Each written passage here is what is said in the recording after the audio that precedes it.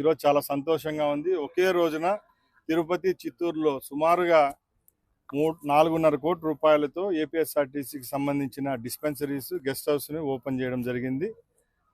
అభివృద్ధిలో భాగంగా ఏపీఎస్ఆర్టీసీ ముందుకెళ్తా ఉంది. ఈరోజు మా చైర్మన్ గారు, మా ఎండీ గారి సమక్షంలో ఇక్కడ చిత్తూరులో కూడా ఇప్పుడు సుమారు 50 లక్షల రూపాయలతో ఆర్టీసీ బస్సు ప్రాంగణంలోనే ఇది ఏర్పాటు చేసుకోవడం, రేపు ఇక్కడ ఎవరైతే ఎంప్లాయీస్ ఉంటారో వాళ్ళ మంచి కోసం ఇక్కడ డిస్పెన్సరీని అధునాత వసతులతో ఏర్పాటు చేయడం జరిగింది.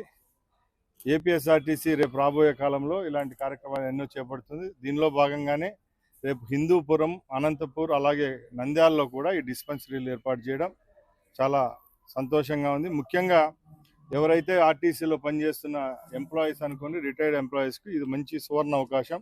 ఈరోజు విజయవాడలో విద్యాధరపురంలో ఉన్న సెంట్రల్ హాస్పిటల్ అయితేనేం, కడపలో ఉన్న జనరల్ హాస్పిటల్, అలాగే ఇలాంటి డిస్పెన్సరీస్ ద్వారా ముఖ్యంగా గవర్నమెంట్, ప్రైవేట్ హాస్పిటల్కు ఇంకా భిన్న